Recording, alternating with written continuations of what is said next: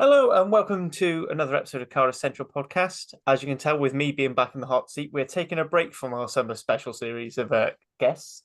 But I am joined by both Dan and Carwyn. How are you doing, gentlemen? All good.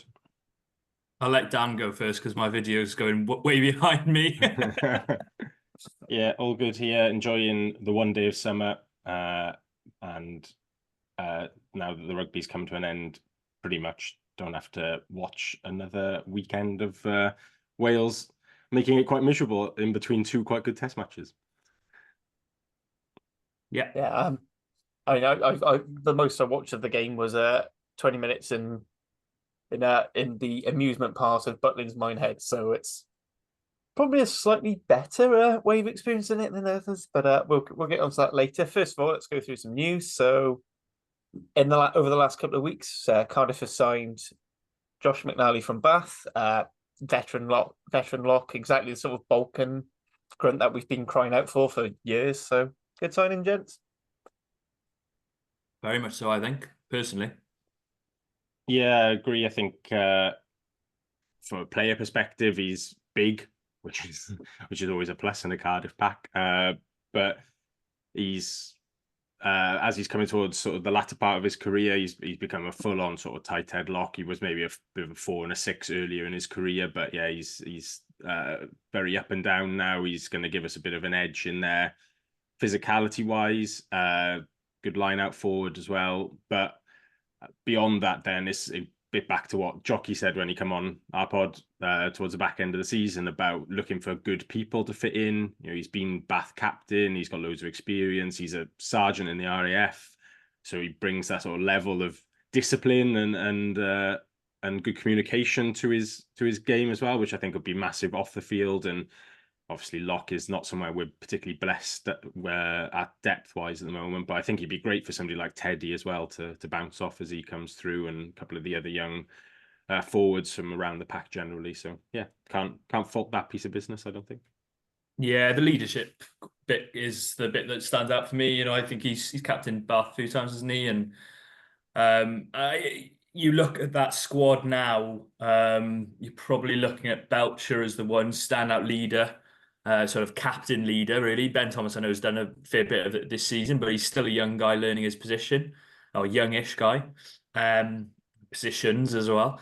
But then you talk about Ray Lilo is probably the only other leader in that camp or experienced guy, so it's good to get someone else in there who can marshal the troops, pardon the pun, and get the ducks in order and help things out there. So I think he's a very good signing for Cardiff going forward.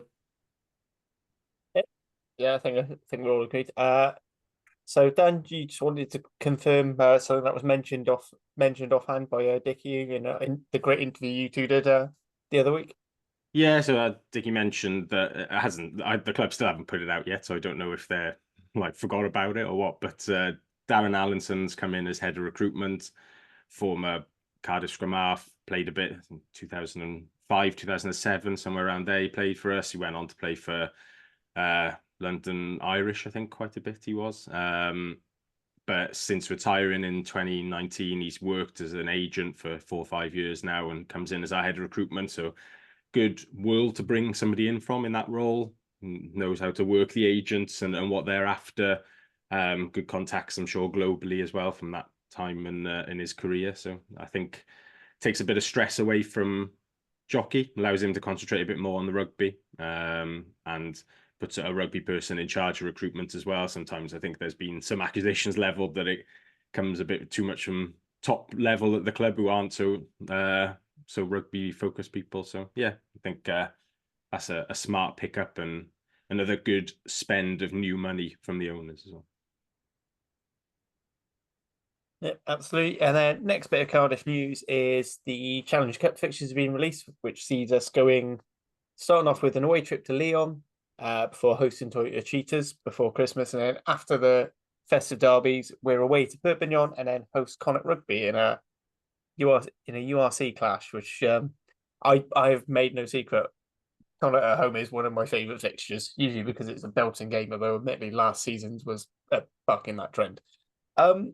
Before I get your thoughts, I just want to ask one question. Why don't French teams want to come to Cardiff anymore? Because I'm pretty sure this is 3 seasons in a row now where we haven't had a home fixture against a French side. Yeah, I don't actually know what that is about. But it's two decent trips. I think the headline for a lot of people is going to be no Amsterdam, because that's what everybody wanted, to go to Amsterdam to play the Cheetahs. But I did Lyon. I've done Lyon twice, I think, and that's a really good trip down there. Good city, good ground as well. Put a good match day on. Not done Perpignan. Unfortunately, I think circumstances will prevent me doing that this year. But that would have been a really good trip, and I think quite a lot of people have been exploring weird and wonderful ways to get down there. Yeah, it's I think Perpignan, great trip. I still can't get over the fact you've got the draw and then you don't know who you're playing. I just just like honestly, it frustrates me so much. Because working when you're working it, you're writing these groups and you're writing, oh, this team, this team, this team, and then the group they may play. And it's like, well, it's such a difficult concept. But and frankly, I really wish they went back to the old concept. But that's by the by. Moving on. Um, I think, yeah, some lovely trips there, Lyon and Perpignan, and yeah, like you say, Connacht is always a stonking game in Cardiff. Normally a card or injuries or something going on for Cardiff though, so hopefully everyone stays fit on the park and healthy for that one, and it could be a good game at Cap. Yeah, absolutely. And I believe I believe I think Cheetahs have been an interesting one because I think we're about 50-50 against them from their time in the Pro 14. Any other news that people want to bring attention to? No. Oh, I will mention briefly the Bristol game at the Millennium Stadium. I don't think the club are happy. I think, let's put it that way, that it wasn't mentioned at the BRB. Obviously, it probably affects us slightly more than the other pro sides, who equally are not happy as well that it wasn't brought up. It should be added. But yeah, with it being right next door, it's just, Dickie was only on a couple of weeks ago saying how good the relationship was now and it's improved and all this sort of stuff. And Abby Tierney herself was doing the media rounds after that sort of strategy that wasn't really a strategy was pushed out, and yeah, saying, it's all about working together and collaboration and stuff. And then they go and book Bristol playing a game right on our doorstep. I mean, whether I know there's been some debate about whether it's actually an issue or not. I'm not going to get into that now, but I think everybody can agree that the simple fact that they didn't even bother telling like the club, and the first that everyone else heard about it was when it was announced, is just, I don't know, it's mind-boggling, really. It's very much, we didn't ask you because we knew you'd say no, but we really wanted to do it this time. Yeah, can you remember which weekend it is as well? Was it the sort of roundabout? Saturday the 10th of May. So it's the first weekend that we're in South Africa at the end of next season. Yeah. So I mean, you could argue it's a good way to get some Welsh fans in watching live rugby, because after all, based on the things I see on Twitter, if one English team in Wales is a good thing, then two English teams must be twice as good. We'll get twice as many people into it. I think everyone keeps telling me that they're going to go support Gloucester and Bristol all the time anyway. So now they don't even have to travel.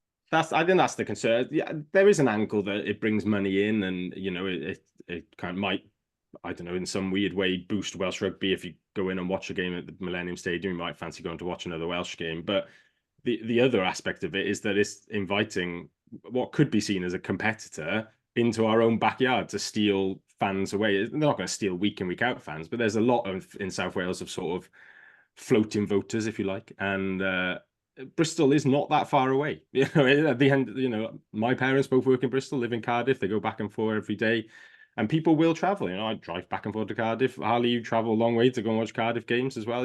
People will go if they want to. They don't have to go every week, but Ashton Gate's a pretty good match day, and Bristol have some great fixtures. Great park and ride.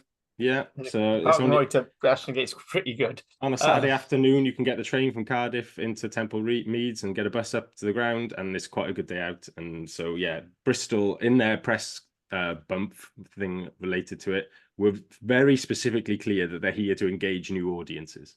So yeah, I'm not sure the wisdom of that on the WIU's part, other than a money grab, really.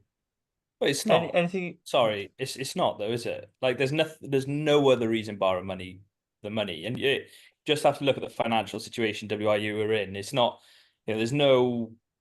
They're not keen to expand the game. It's nothing to do with, we're not talking about Fiji coming down here. We're talking about, or I don't know, Romania or Turkey or whoever. We're talking about Bristol Bears, are an established club.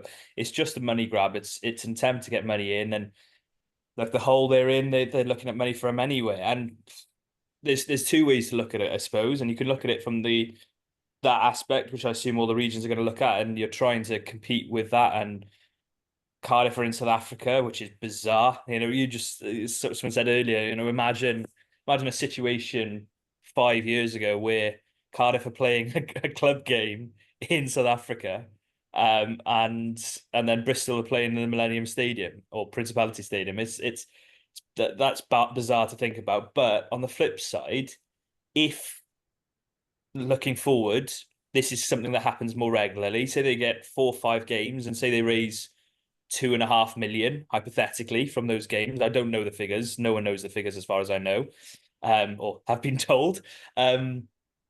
But hypothetically, you raise 2.5 million from those. That does go a little bit way to solve that funding deficit and that funding gap that they're looking at. And if that helps to save a region, or maybe not save, but help find a funding model that suits all 4 regions or 3 regions, I can see where they're going for it, and there is benefit in the long term. I think it's not an ideal situation, but I don't think we live in that ideal world at the moment. So I think needs must to some extent. And then sort of hot off the presses thing is BBC have announced that Scrum 5, what specifically the Sunday show, is moving to iPlayer only. And that'll be fronted up by Lauren Jenkins.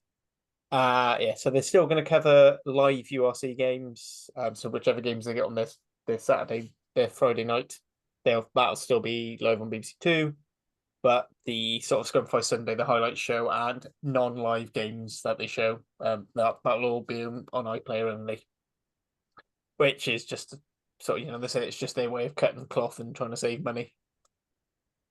Colin is a former BBC freelancer. Any thoughts on that one that you're willing to share, or are you still hoping for a work with them and keep quiet? I was very subtly looking away from the camera, trying to avoid that answer. But why do you think I picked on you? Yeah, as someone who's freelance for the BBC, it's sad, I think, is the first and foremost thought.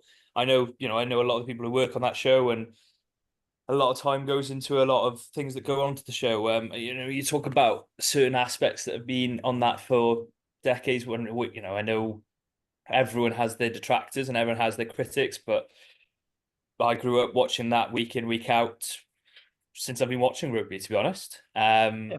I can't, to be honest, I do remember it being a having an analysis of a Swansea game back in whatever that would have been, 2002, 2003.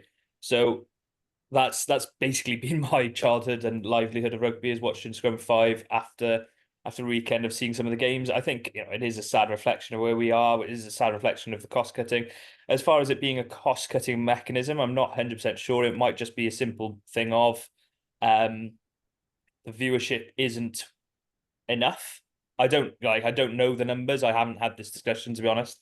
But I'm just saying that it might not be as much about cost cutting as if they've got to focus on what brings viewers in, and maybe it doesn't deserve that prime time slot anymore. Which is a sad reflection of perhaps where the game is in Wales, perhaps where focus has gone in Wales. But I've got utmost respect for the people who work on that show, the behind the scenes, and Lauren obviously herself. I think she's a brilliant host and has done some brilliant interviews on that going forward. So yeah,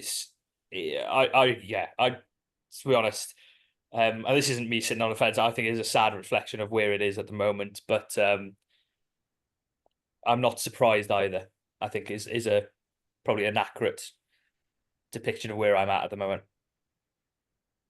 Yep. But Anything you want to add there, Dan? Nope, not really. I think because I'm cool and down with the kids with a V on the end. I watch everything on iPlayer, so it's basically no change for me. Well, it's based in England, so the only way I can watch it is, and same with the when Scrum 5 do the live games is on iPlayer, and I'm constantly infuriated because it's like 10 seconds behind, and Yesin from the Ospreys and Welsh pod is just saying like, "Oh, check this out." I was like, "Oh, I've not seen." Yeah, there it is. Unless I put up, that's a BT box issue, not an iPlayer issue. I should have. They just seem to have a really bad latency. Anyway, so moving on. So obviously no games for Cardiff, although they did officially confirm the two preseason friendlies against Ealing Trailfinders and Bath that we found out about thanks to Seb. Uh, but the boys have been back in action. We have seen some fantastic photos of them running up a bit of sand and pumping some iron, and some fantastic thirst pits of Gabe the Guns Hamer Webb. So is that everyone starting to get in the mood of it, in the mood ready for the next season, or does it feel like we've barely finished the last one? Well, we haven't. We haven't finished the last one. We're still We going. finished this season. I can't believe they're back already. It's a bit mad, to be fair. But yeah, I think pictures are looking solid. My player notes. Gabe Hamer-Webb is fit in all senses of the word. And I definitely would if he's up for it. I thought Joe Cowell looks like a bit of a beast in the photos so far. The Cardiff Met tight head. Danny Southworth, the new loose head from Exeter, just looks large. Looks like a very large man.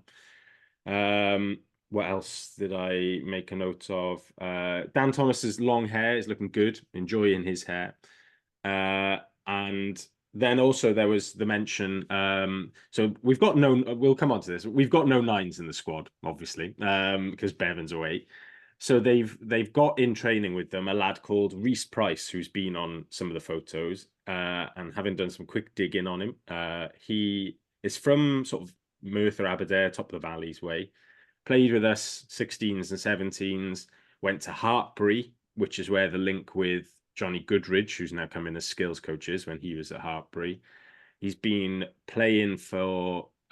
He's played a couple of times in the English Championship for Hartpury seniors last season, and he's most recently been playing for Box Hill RFC, which is a club in Melbourne, and they play in the Jewish Shield, which I feel like they're copying the name a bit, but maybe we've copied them. I don't know, but which is the sort of Melbourne equivalent of the same competition that Jamie Hill's gone to play in Sydney. That's sort of top of the domestic tier in regional Australia. But now he's back and spending a few weeks with us in pre-season by the looks. That sounds good. Hopefully he's going to think. Other promising news is seeing photos of Talupi Faletau out and about, and Thomas Young as well, looking like. So hopefully that means that they're both on track for having a part to play at least in the start of the season. Especially with Big Mac being away with Wales. Looks like he's going to be away with Wales for the foreseeable. Well, my other pre-season note, actually, just to finish on, is that it's great to see Gwilym Bradley back as well. He looked in pretty good nick, but yeah, just great to see him back training after. Well, it's going to be a long old time if he plays in pre-season. It'll be close on 2 years, I think, since he last played. Yeah, exactly. I mean, let's be honest. When I remember putting a post out saying about how we needed a 7, and then someone went, "What about Gwilym Bradley?" And I'll be shamefully, I forgot. I forgot about him because it's been just that long. I wasn't even sure he was still in the squad. I thought he'd be moved on to the side in the very slow thing. Shall we discuss the elephants in the room then? Actually, no, we'll ignore that. Shall we talk about the Cymru under-20s boys and the Wales women before we go on to the real horrible elephant? So Wales women have won a game by a margin, which is quite good, against Spain. Did either of you two catch the game? Yeah, I was there. It was squeaky bum time end of first half. There's so many errors in the first half. There will be a lot of positives in this, but first half, lots of errors, lots of mistakes. And I think there were a couple of missed tackles in the backfield and things that we've seen in the Six Nations. But then second half, to be fair to them, whatever that rocket that they were given in the halftime messages, it was clear, concise. Plans were they had a dominant forward pack that were literally scrummaging Spain off their own ball. Dominant maul, as you'd expect. Front five were carrying well. And then they managed to get a bit of nice play in the backs. I thought Jenny Hesketh, best performance we've seen from her in a Wales shirt so far. I thought she was very good, particularly in the second half when things opened up. She looked assured, looked composed. A couple of others. Karen Lake, and it was her 50th cap, and she was carrying really well. Fair play to her. She looked desperate for a try. Unfortunately, didn't manage to get it. And yeah, back three, I thought there was a real good balance in there in general. When you talk about Karis Cox scoring a hat trick, I thought I really do like Lisa Neumann as an option because I think her size and ball carrying ability allows her to come off the wing a lot better. And then you add in that back row, which is just, it is beautiful. Like, honestly, it is one hell of a back row with Butcher's Calendar, Beth Lewis, and then you've got the small matter, or rather not so small matter, Gwennon Hopkins to come off the bench. And, you're doing all that while shoving Georgia Evans into the second row because you can. It's a really great team that performed well, particularly in the second half. And if that's the level we've got going forward into WXV2, I'm really excited because that's 2 wins on the bounce. That's progress. You can see players individually progressing. Jenny Hesketh, for instance, as we mentioned, or I mentioned, and then you look at some other players coming forward as well, going into the future. It's going to be really exciting, and I'm looking forward to it. Yeah, absolutely. Anything around there, Dan? Yeah, I totally agree with everything Karen said there. I think my only slight caveat I would slightly add is that I thought Spain fell off a cliff fitness-wise second half. I thought the difference between a program that's been professional for a while and I mean I can't profess to be an expert on Spanish women's rugby, but I'm going to stick my neck out and suggest they're probably not professionals. The difference between the pro S&C and the amateur / semi-pro S&C told a bit there second half, especially in what was actually quite a sunny day in Cardiff. But Cymru just needed a win. Just needed a win, and it was a real good confidence booster going into WXV2. I think they'll be in a much better position going into that than they were going into WXV1, weirdly, last season, despite having done quite well in the Six Nations. But yeah, I think that because they'll have a bit of a chip on their shoulders still from the Six Nations, keen to prove a point, but a little bit of confidence from that win as well. So hopefully it's a nice balance. I think they've got, is it 2 friendlies they've announced before WXV2 as well? So I was going to get onto it. So obviously that winning that game not only qualifies Wales women for the 2025 World Cup in England, but it also means that they are now in WXV2, which is probably the right level for them, really. So there's 2 sort of pre fixtures. So the second of which is at Dave Parade on the 20th of September. And then the week before, unfortunately, I can't remember off the top of my head if it's the Friday or the Saturday night. They are at the Hive Stadium playing Scotland women. And then the Dave Parade one, they're playing Australia, which I think is a weird pair of opponents, since one of whom will be playing, Australia will be playing 8 days later in South Africa. So maybe they're hoping that, the Australia women will be very knackered after travelling before going down. Yeah, I hadn't really thought about that. That is actually really weird, isn't it? And then Scotland, who they play every year anyway. Yeah. You thought the point of this was to get more thing. Anyway, so going on to our opponent. So as I've alluded to, we play the Wallaroos on the 28th of September. So that'll be a Saturday, and then our next 2 games are both on Friday. So we play Italy, another team we play every year, which again found weird that they ended up in the opposite group. Normally they kept the Six Nations on one side and everyone else. Anyway, and then we finally finish up against the Sakura 15, which is the Japanese women's team, on the 11th of October for final. And then I think everyone gets a 4th game, but it's sort of like first, second, third, first in the selected pools. for the chance to win. Yeah, I think It's that first game, isn't it? Let's be honest about it. Yeah. that first game's tough, but I feel like for Wales to show they've progressed and to make up for the Six Nations, it's got to be at least getting into that final for WXC2. I think they've got to be in that first place playoff for me. But I don't see it happening because I do think the Wallaroos are probably a little bit better. Like I can see Wallaroos being the top of their sort of half of the WXV. Yeah, well, it's difficult to see that when you think that Wales lost to the Wallaroos when the Wallaroos were down to, was it 13 for 20 minutes and 14 for pretty much 60 last year, and I would have thought Wales aren't quite to that level that they were at the end of last year at the moment. You know, as I said, we've seen 2 wins on the bounce. We'll see how we progress going towards the latter part of the year, but Wallaroos definitely have improved as well. They've had some good wins under their belts, but it is very much all on that game. I think it was all on that game in WXV1 last year as well. It's quite bizarre that the 2 teams meet again and in such a crucial game because Wales aren't going to lose to Japan. I've got to be honest. Wales are a better side than Japan and should beat Japan, and if they don't, then serious questions should be asked. Italy's always going to be a nip and tuck game. It always has been, always will be. But by the sounds of things, sadly, be great to beat them by 50 points, but it's not going to happen. And then the Wallaroos are just. I agree with Harley. I think it'd be a great scalp if Wales get the win, and I don't think it's out of the question. Wales should have won last year. And I think Eleanor Snowsill said that they should have won last year. But at the moment, I think it's a stretch. Which is so you may be looking at third, and therefore is the best option if you think of how the groups are going to work out. So you play across, but yeah. So I think it is third most likely, and that would be a good tournament, and then anything plus that would be a bonus.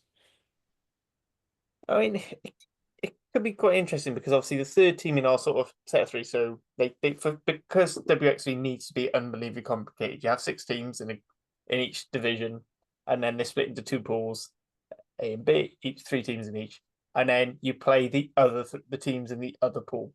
So obviously we don't play Scotland or South Africa. So I think that could actually be that half could be very tight, particularly with Scotland. So I think Wales are going to be looking at trying to beat, at least with the Japan and the Italy games, trying to beat those teams by more than Scotland do, and then hoping maybe for a result against the Wallaroos. But yeah, it should be interesting. Some good rugby. Still be tough though. Scotland are a good side now. Yeah, they're a very good side. They've got rid of their perennial Scottish issue of not being able to convert pressure into points, and that is thing. And and that's sort of makes them a bit terrifying there. But if they got if they convert all their passion from Rachel Malcolm, they'll be incredible. Yeah, I mean that is one thing that we have some fantastic players, but we don't. One thing I was surprised at is, despite the fact she is effectively the captain because every referee treats her as such, how come Alex Callender still hasn't been officially called the Wales captain yet? But I'm not. I won't go into that. Go into that debate. That's one for the rap women's pod, I think. I think an interesting point on that. I remember putting a tweet out when I interviewed Gwennan Hopkins and said, Gwennan Hopkins is going to be the next Wales. She'll be a Wales captain of the future. And someone immediately said, yeah, straight right after Alex Callender. I think if Alex Callender isn't the next Wales captain, something weird has gone on. She is vice captain. As you pointed out, referees do treat her as captain and tell her to look after her own captain. As was the case with Wales Italy. But yeah, look, Hannah does some brilliant stuff as captain, and I think when Hannah came in as captain, she was the right choice. Whether Hannah stays as captain is probably another question longer term, but I think she's done a brilliant job in stabilizing the situation, considering all that was going on at the time with the misogyny, sexism. I think she has spoken really well about those situations and done really well in supporting the captaincy off the field. And maybe, looking on going forward. We'll see what happens. Right, last word for Wales women. Good on to Dan. And Dan, do you want to then kick off the under-20s discussions?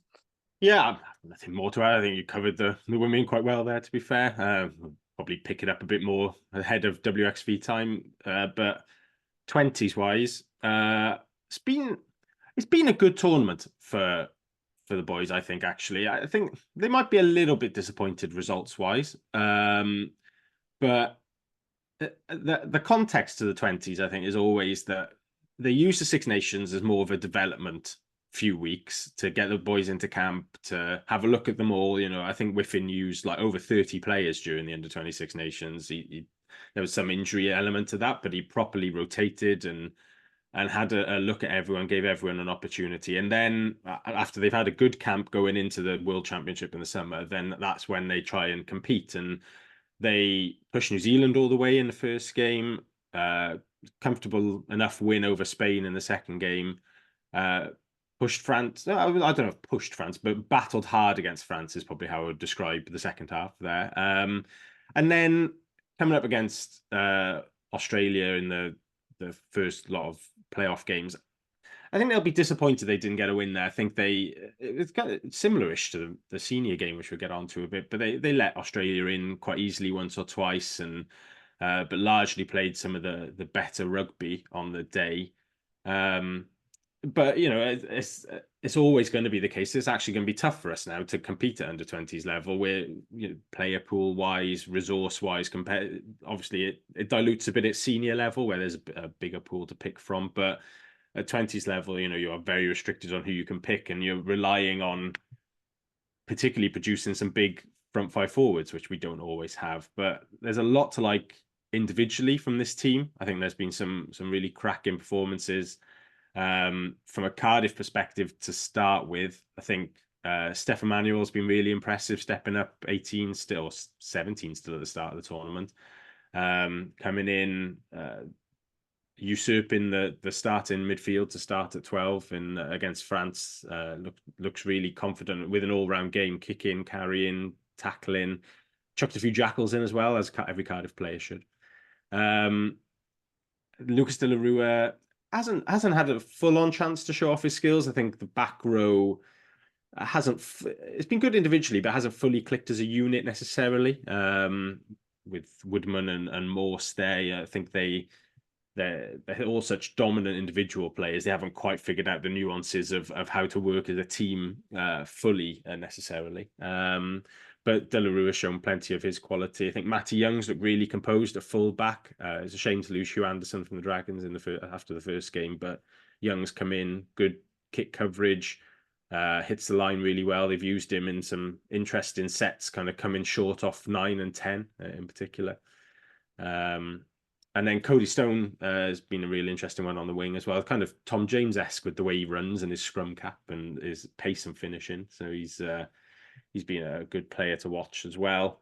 And then Harry Wild has been up and down at fly half. I think I would describe him as. I think he sees the game really well. It's just about decision making for him. I think at key moments doesn't always make the right decision despite. I think, yeah. Sorry, just going back on my own point there. Then it's decision making and execution. When he sees it, he doesn't always execute and doesn't always see it at the same time. But he's got the disadvantage of quite a few injuries over the last 12 months. Got injured at the start of the season, missed a load of rugby with the Rags, then got injured at the end of the Six Nations and missed a load of the training camp ahead of the 20s. So I think for him coming out of the 20s now, he needs an injury-free run with the Rags this season in Super Rugby Cymru, where you'll nail down the 10 shirt hopefully and kick on from there. But overall, loads of talent in the 20s team. Johnny Green at second row is a really good player. Sam Scott at tight head. I think Ian Davis is a really good 9. Louis Hennessy is the standout player at outside centre. Unbelievable talent. If he kicks on at Bath, he could realistically play for the national team quite quickly. I think if he gets the game time he probably deserves. And then I mentioned Hugh Anderson. We've only seen a glimpse of him this tournament, but I think he's a good talent at fullback as well. Needs to change his lid though, doesn't he, Louis? Louis Hennessy needs to It's got to sort be that it's got to. in. He's lost a dice roll there or something, hasn't he? Oh, it's horrible. Like having dyed, it's just a bit rich coming from I dyed my hair blonde at a similar age, but um, even I think mine looked better. And I genuinely remember coming back to my house and saying, "Mum, I need help here. I'm quite depressed about my hair."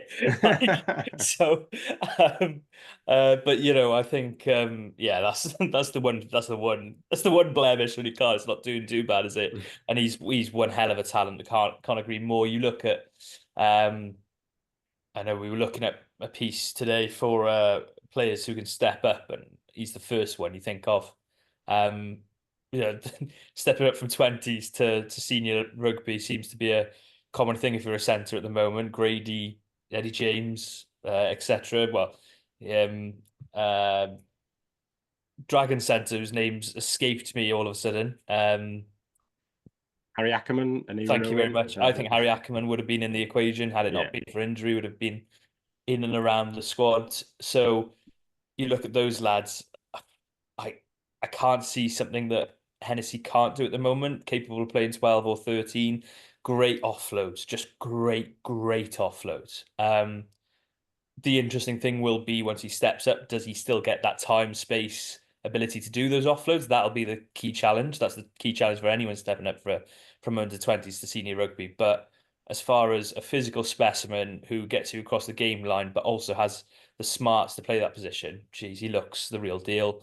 And then, yeah, obviously the other big question is then what happens with Morse going forward. I know I, not putting words in Dan's mouth, but I've had a chat with you, Dan, about positionally for him going forward. What is the best thing for him? And you look at his size. Is he that 8 that Gatland's probably going to pick?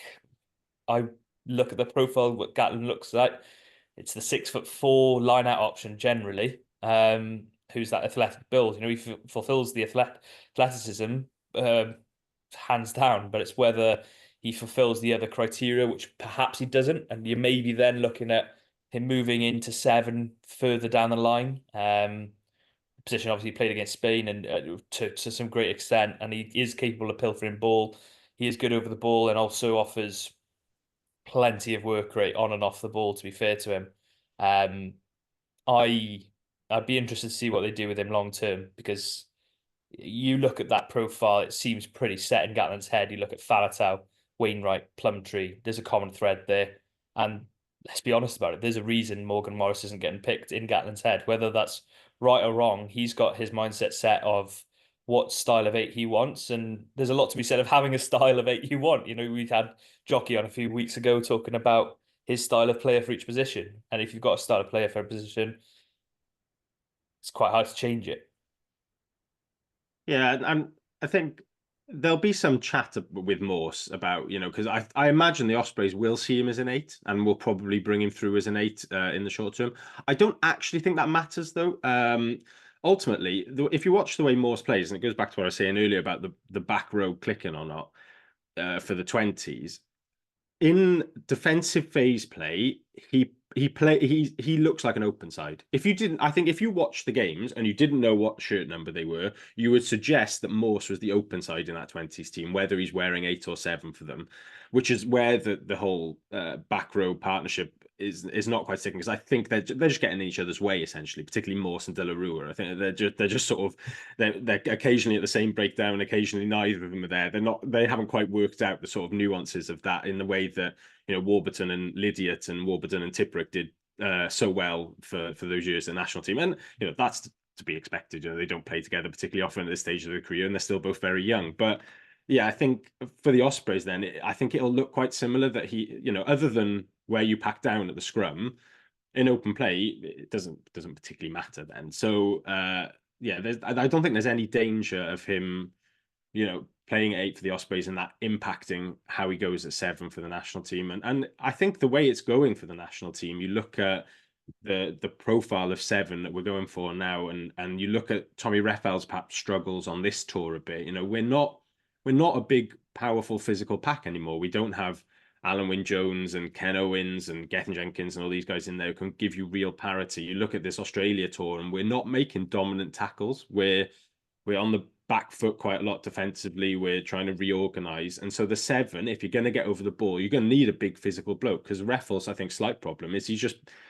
the ideal jackal opportunity is not presenting himself to him, and he's just being blown away by the Australian guys who are on the front foot and stepping into these big attacking breakdowns and just causing all sorts of havoc. So having a Botham, a Jack Morgan, and then a Morgan Morse as your kind of bigger physical, almost like 6.5 kind of guys rather than out and out 7s is sort of the way Wales seem to be going.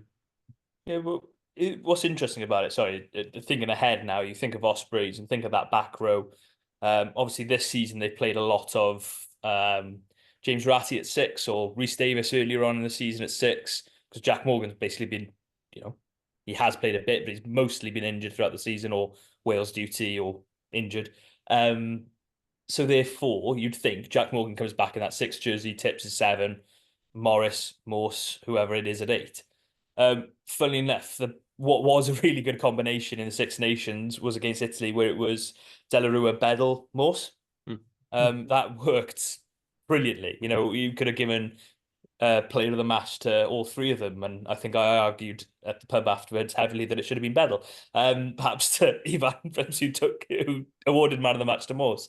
But the situation is, I think it could be interesting going forward what that is done. And I think with a lot of these players, that positional chat is very interesting. And when we come to the senior team, that's another interesting one, and one that is slightly worrying me going forward. Well, not worrying, but more causing me consternation and a bit of frustration as well. So I think that's an interesting debate to be had going forward. What is the best position for a number of these players?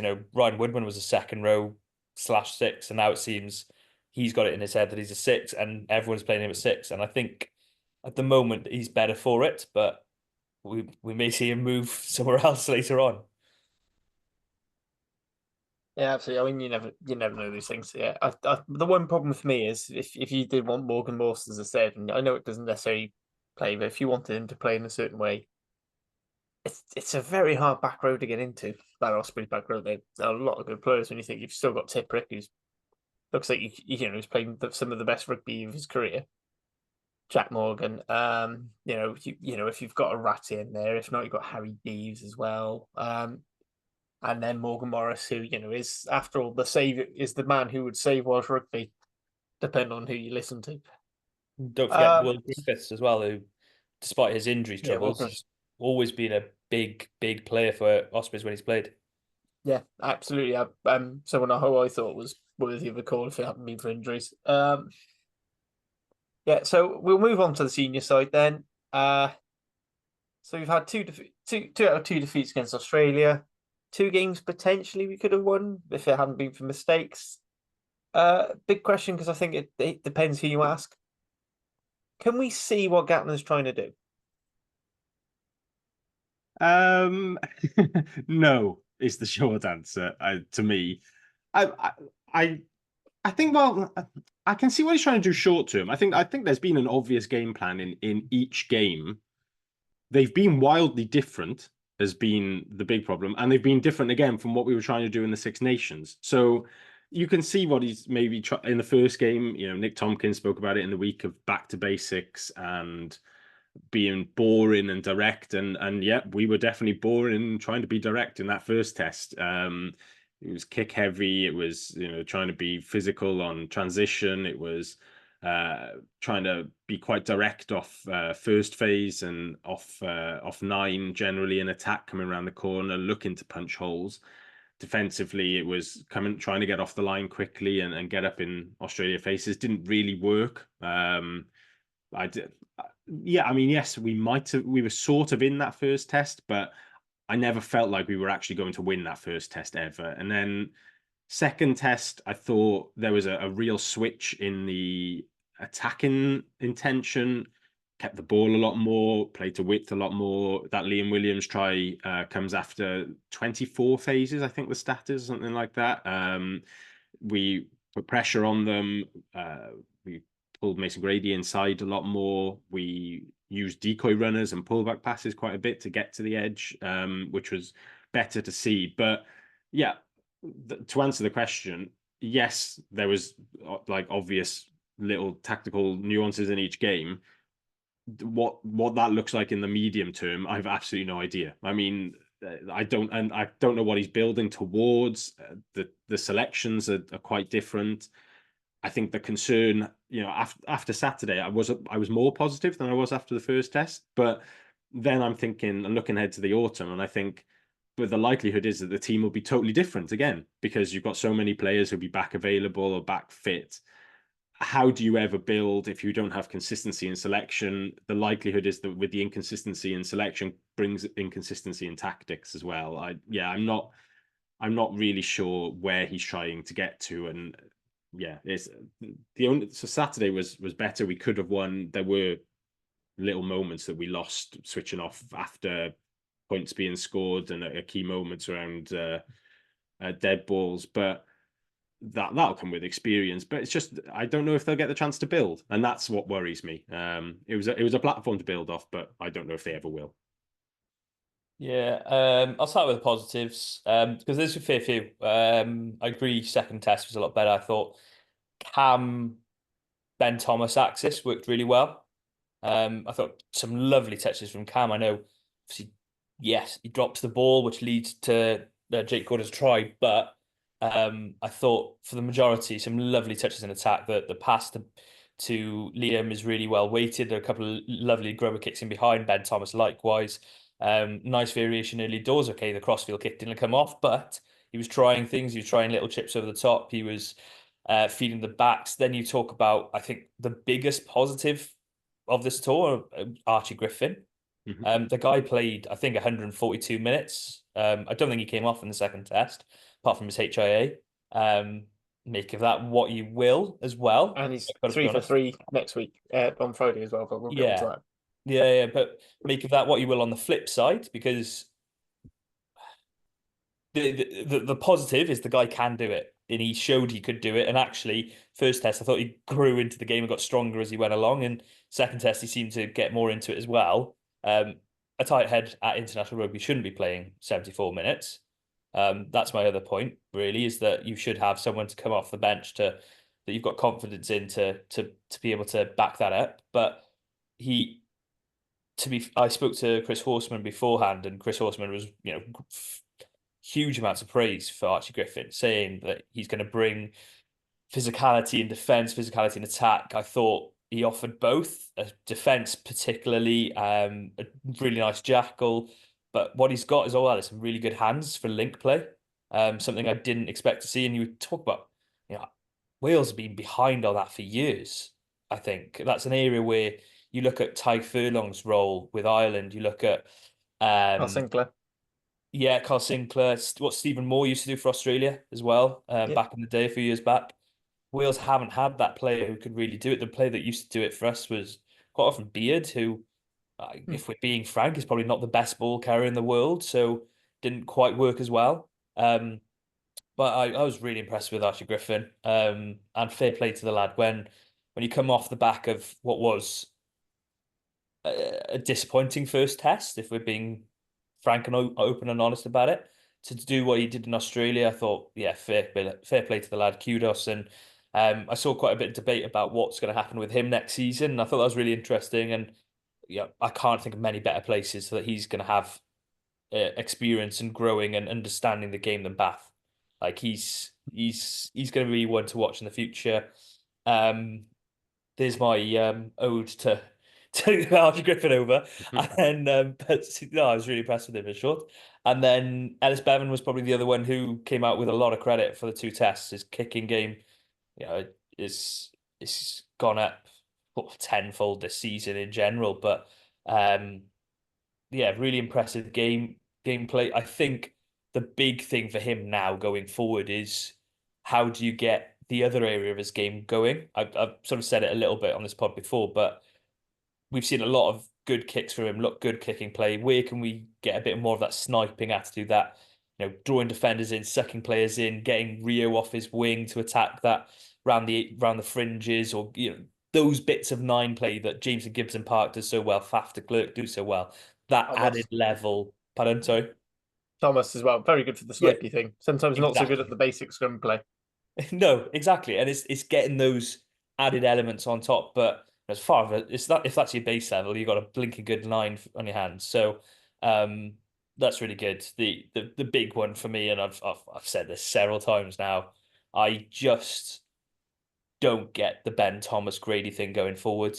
Um, you know, if we had Matt Sherratt talking about who his positionals are, and Ben Thomas is your 12, which he's going to be next season because one, signing Callum Sheedy, two, that's what Matt Sherratt wants in a 12 is a ball playing 12, and Grady is going to be your 13/wing.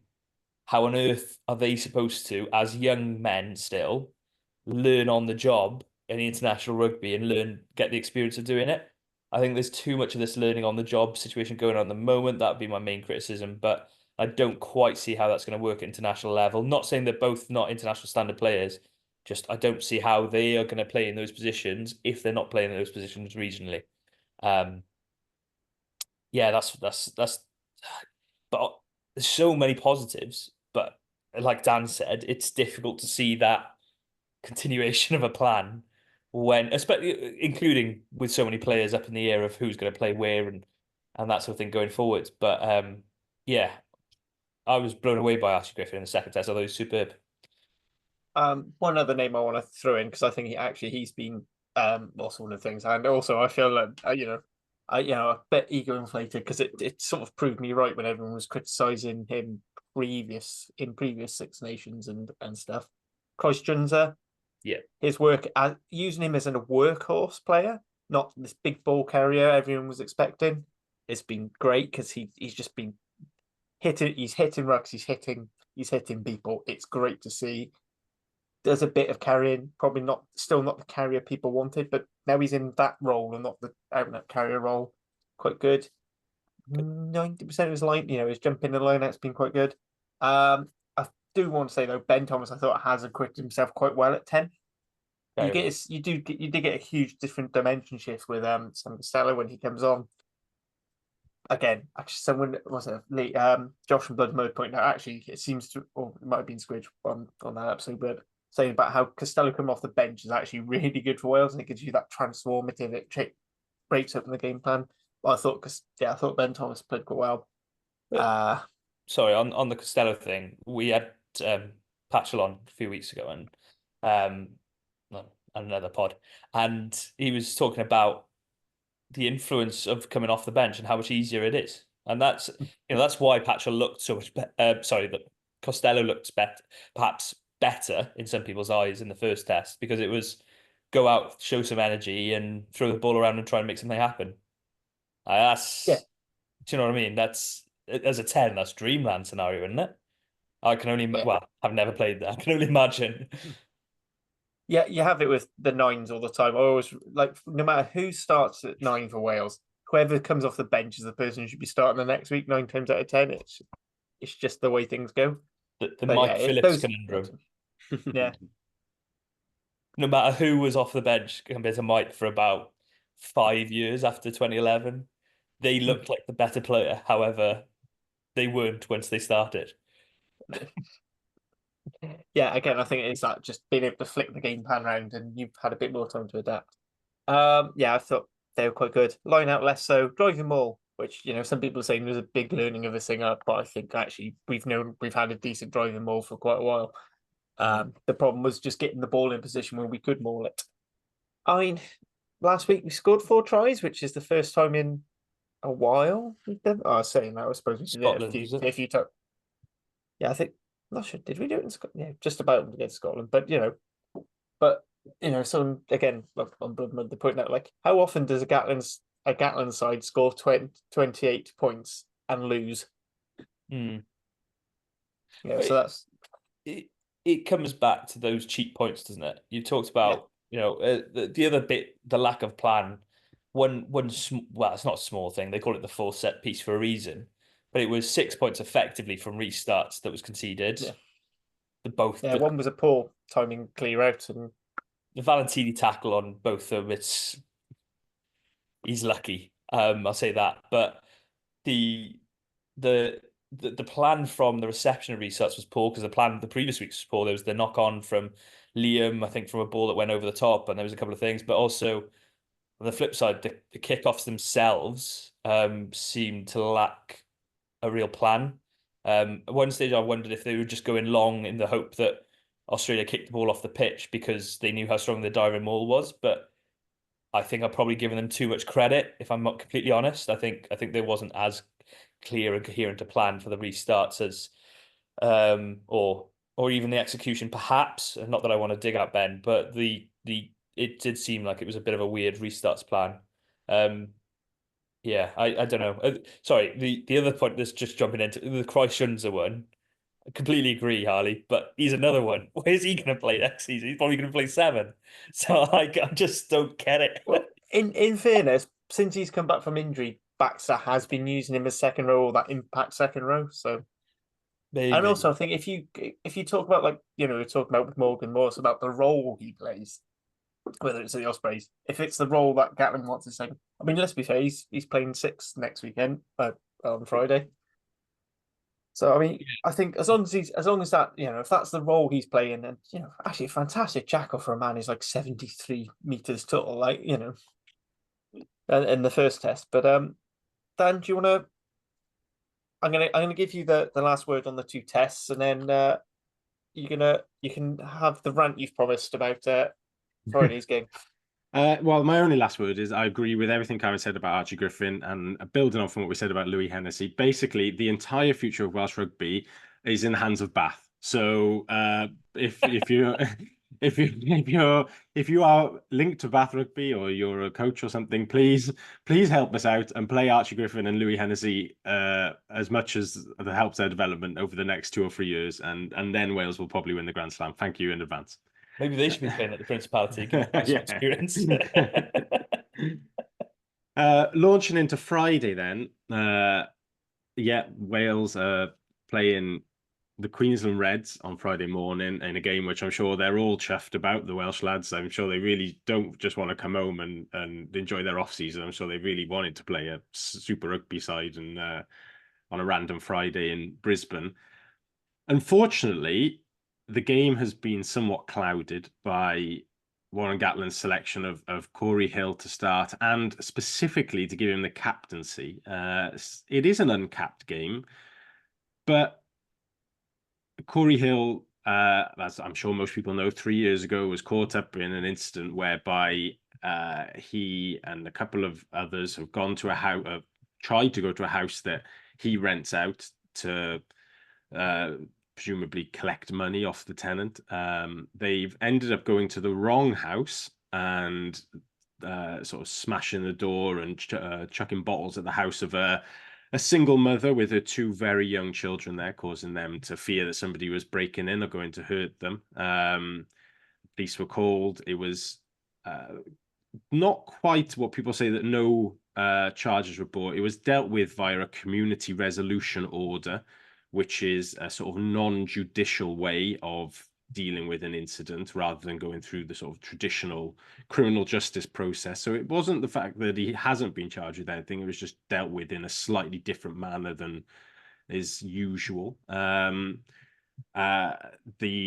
woman, female victim, subsequently noted that she felt quite pressured into doing that the police officers who had attended on the night, their demeanour changed quite noticeably when they realised that Corey Hill was indeed a Wales international rugby player, and they strongly suggested that the woman take £100 given to her by one of the men for the kids, I think was the wording used on the night. And so she launched a complaint with South Wales Police regarding their handling of the incident. At the time, Corey Hill then runs off to Japan to join the Yokohama Cannon Eagles, getting out of his Cardiff contract a year early, and now plays for the 4th Division Seacom Ruggets. I think they're third, sorry, a big promotion there. My rant is just that Corey Hill and the WRU, and I'm sending this to the organisation, not just Hill as a person, because it should come from the organisation as well. There's been no acknowledgement of this up until this week. There's been no setting out a apology from him. There's been no taking restorative steps. And people will say, you know, what does he owe it to us is a private matter and stuff. But ultimately, he is playing for the national team in the sport that maybe not by attendance or by participation numbers now, but culturally is still the national sport. And therefore, he is representing us as people and the country on the national stage, on the international stage. And that is not the type of incident you want. And I'm not saying that he should never play for Wales again. I'm sure there are some people out there who will say that, and that's up to them. Me personally, I'm saying that, you know, people can make mistakes. This is a pretty egregious mistake, and it's not the mistake of a young man, as I think Warren Gatland tried to suggest today. He was 29 at the time, same age I am now, and I can tell you I wouldn't be going around people's houses lobbing bottles and kicking their door in whether they owe me money or not. But it is something which he's done wrong, and if he was to come out at the start of the tour and it stated that I've done this incident, and the WRU came out with him and said, you know, we accept that this was wrong, it's an apology for him, we've accepted that, and we think he can play, he could donate his tour fee to Women's Aid or something along those lines. I think that would be a nice gesture. I'm sure doesn't necessarily need the money necessary. I'll be on decent money in Japan over the last few years and will have been on decent money in Wales before that. So I think there are steps that he could have made. Unfortunately, now it's all too little too late. This apology that came out in the press conference overnight, it felt half-assed. It felt just they had to do it because he's been named as captain. It's not what I want to see representing the national team. You know, my son has just turned 1. I don't want him to have role models like that. I want him to be able to look up to lads in the international team and say, you know, they represent themselves and their families and their countries with a bit of dignity, and they're good role models on and off the pitch. And so altogether, I just think it's a really shit time for the WRU, who are still fresh off the back of misogyny and sexism and racism allegations.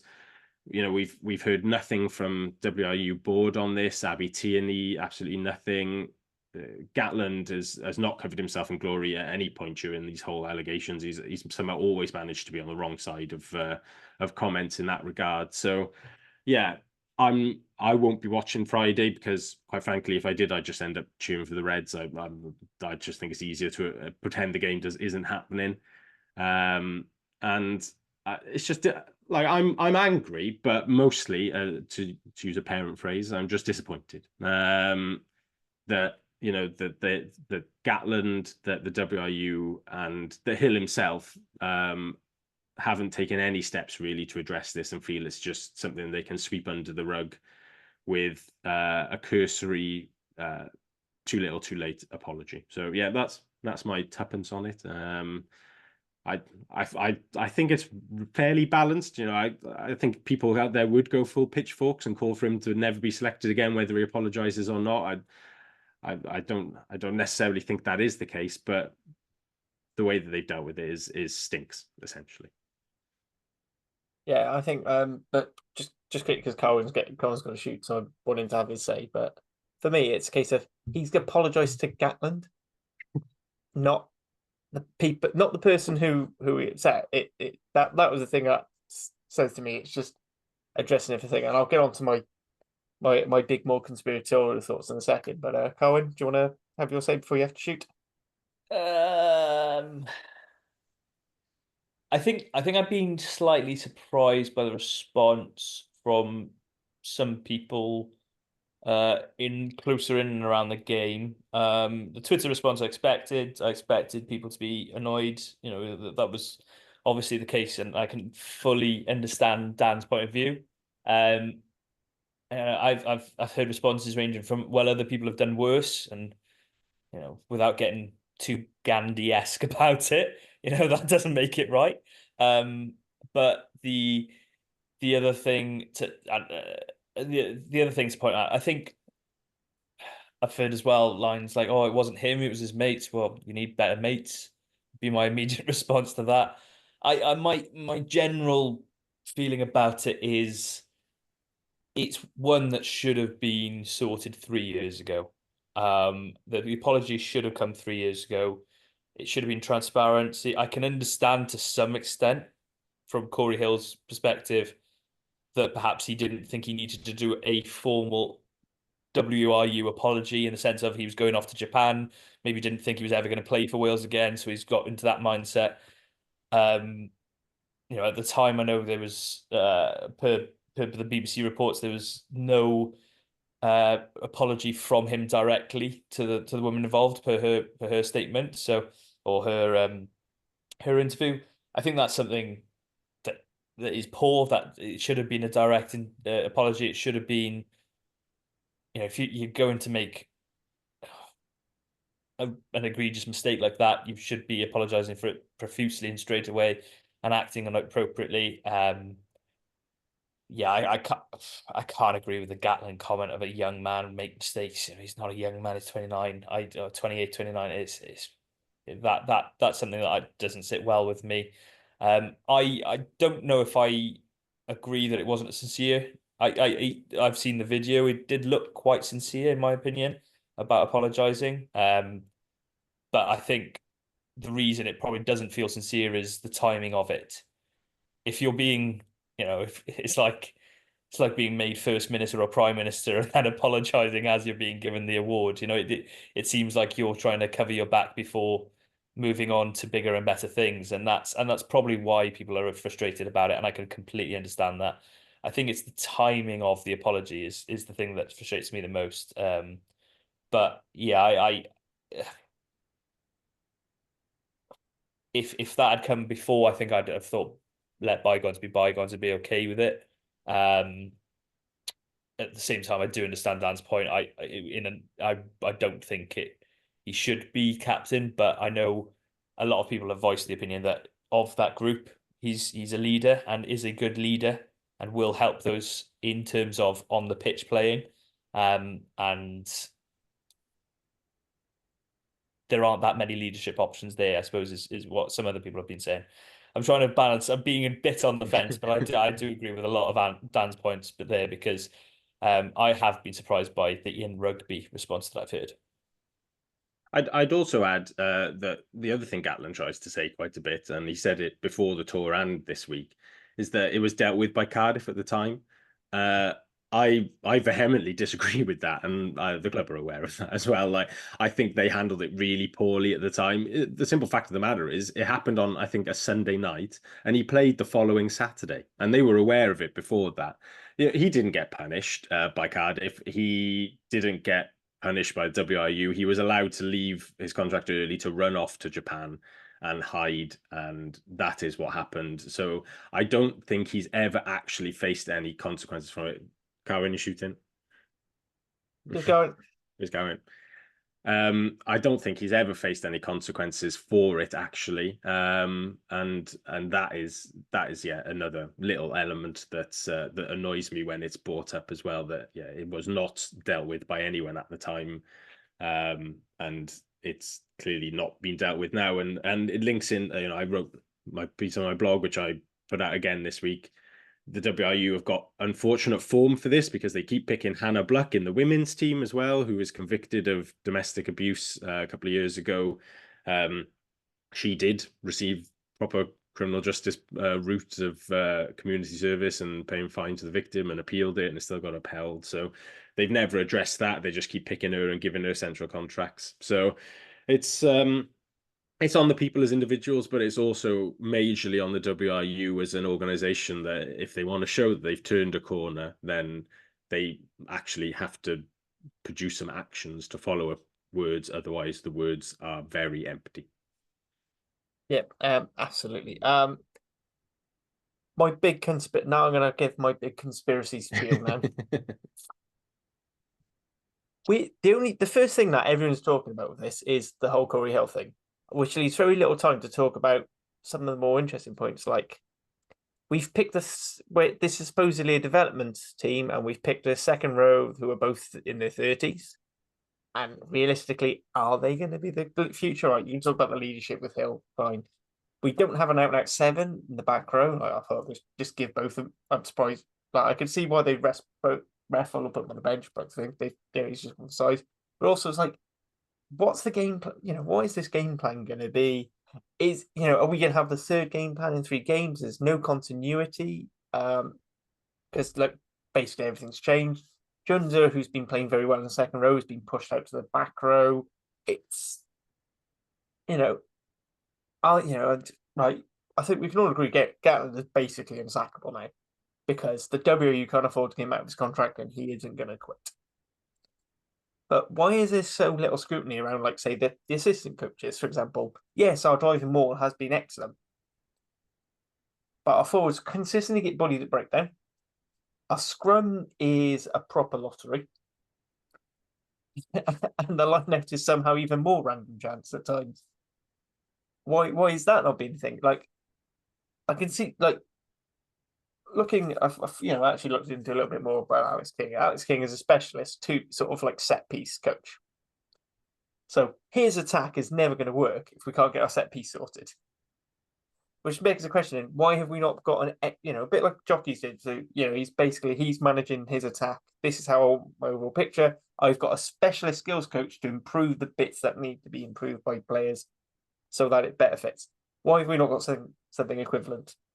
This is a national team. In theory, they spend all their money on it because they're the team that make money. Defense actually, I do think the Mike Forshaw defense has been pretty good. I think the issue has been more we're changing personnel so often that there's no cohesion and no one knows where they are. And I think if you're not picking players used to doing certain roles, like Mason Grady's been used as that 12 shooter role. If that's not what he's been learning at club, he's still he's basically had to get his head around defending on the wing at both club and international level, then defending at 13 club and international level. Now he's having to do it at 12 as well. Come on, the lads from Barry, like as am I. I can only focus on about one thing at a time. Like, if there are any old Penarthins listening and see me in pre-season training last night, I can run or I can pass the ball. I can't. I can't get in my head to pass the ball until I've had at least 4 weeks of pre-season because my brain, it's just not instinctive enough. So yeah, it's just all these little things, and it's like why that needs to be the forefront. I mean, but of course, because he's picked Corey Hill, that is a talking point. I mean, I know we're quite hypocritical on this pod because again, it's what we opened the discussion with. Yeah, I can see where people like it. It does. Gatland throughout his tenure as on both tenures has often sought to deflect when criticism comes his way, and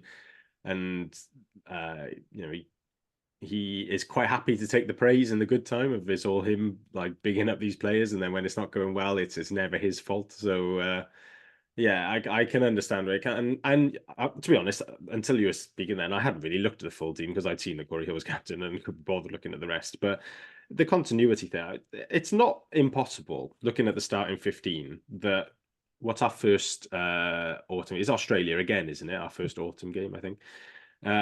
That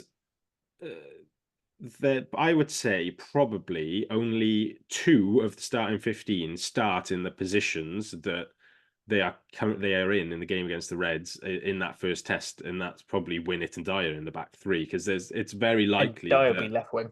Yes, he'll switch wings probably. Yeah, when Adams is back. So Griffin might keep his position, but if some of the more experienced tight heads are available, they may well come in. I think Matthias and Lloyd are unlikely to be there, barring injury crisis. Screech and Hill again unlikely, barring injury crisis. Shunza more likely to be starting in the second row than at blindside. Plumtree almost certainly will be a 7. Yeah, there's no chance he's at 7. Mac probably doesn't start at 8 unless again there's injuries there. Davis and Costello could start, but I probably, if I had money to bet at the moment, I would put it on Thomas and Anscombe coming back in probably at 9 and 10 if they start the season well at Gloucester. I don't see Tompkins at 13 as a long-term thing. Eddie James, well, he didn't get a sniff in either of the tests, so I don't particularly see him unless he has a worldly start to the season for the Scarlets. They're making it, and well, Grace.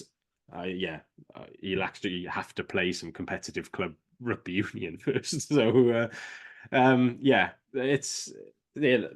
is the major concern. And Gatland could keep doing that forever, really, and just constantly claim we're evolving forever and and never really build towards anything. And then in the end, just say, well, look at all these players I've developed, but they've never really gone anywhere. So, yeah, I don't know what he's up to.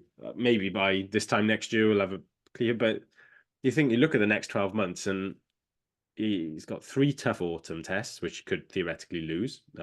Taking the losing spell into the Six Nations, which, if we're still on losing spell at the start of that Six Nations, another wooden spoon is not impossible. And then next summer it's a Lions tour, which, yes, we won't have many people on, I wouldn't have thought, but usually you do see a sort of switched up side that tours with Cymru during the Lions window, so it'd be more change again. I think it's Japan as well we're going to. Is it? No. So yeah, it's likely that he'll try and blood a few more people who've appeared over the next 12 months. And yeah, I don't know when we ever settle on a team or any sort of combinations, in particularly key areas. Back row changes so often. There's no that centre partnership doesn't look happy. That can't be the long-term option at centre. Like Carwyn was saying about Ben and Grady not playing in positions, and Cardiff are definitely not playing Grady at 12, and they're highly unlikely to play Ben at 10. So yeah, I don't know. If somebody has a crystal ball and can show what the next 12 months like, that would be great. But at this stage, I don't see how anyone can confidently say Gatland knows what he's doing, and then it opens up more than enough evidence that he is just sort of covering his own ass constantly and trying to deflect away from what he's up to or lack of up to. I said I don't want to dwell too long on this. We've been chatting for quite a while, but I just a couple of more points, and I just want to go very Cardiff focused now. Obviously, congratulations to all the Cardiff players and former Cardiff players, and the likes of Christians, who was a former academy. We won't go there. He was a Dragons player. He was just on a slightly more permanent loan. So what do you think? What was up with Domachowski? Do you reckon? Do you think it's just not been? It's been a fitness thing, or do you think it's because Gatland kind of knows what to get with He's getting with Domachowski now, and he wanted to see Kemsey Mathias, but then didn't play Kemsey Mathias at all in the second test. Yeah. And then after that, nice to see our 2 hookers, Evan and Ethan, getting start and their first and a debut. Although it won't be a cap for Evan Daniel, as this is an uncapped test match. But yeah, the Domachowski one's odd a little bit to me. My thought initially when the teams come out, and particularly the second test and he wasn't involved, I just thought maybe Gatland, like Mathias, he's a bit more mobile than Doma off the bench, and that he generally has picked your sort of more physical props to start and then your more mobile guys off the bench. And Dylan Lewis has made a bit of a living really of coming off the bench under Gatland. But then to not bring Mathias on, did he bring him on at all in the second test? He went full 80, Thomas, did he? Gareth Thomas went full 80, and Archie Griffin basically was all but 6 minutes. I don't get why you wouldn't bring Mathias on at all then. So yeah, because I think Dom twice in the Six Nations as well. Yeah, Doma and Gareth Thomas they've got similar traits. I think there's little differences here. Thomas is a bit slimmer, a bit quicker, but just in terms of both solid scrummagers, not destructive, not bad either. They'll do you a job. Both solid jackal threats. Both got good hands, and can shift the ball on. So I just thought maybe Mathias offered that point of difference. But yeah, when he didn't bring him on, I can't really explain that. That would have to, I'd be interested to hear what Gatland said, but then again, I probably wouldn't at the same time. But yeah, I'm glad you mentioned Evan Lloyd. I think obviously he's got work to do on his darts, but he's still not 2 years into his conversion to hooker yet, which is important to remember. I remember watching his first game at hooker for the Rags. I think it was Henley Hawks we played in a preseason friendly from, I don't know what division they were in at the time, National 1, National 2, something around there. And I remember him coming over to his family and saying, how was it? And he just, I can't remember what the exact words were, but it was on the lines of, oh, I'm fucked from the scrums or something like that. So he's come a long way since then, certainly. Yeah, he underthrew quite a lot in both tests.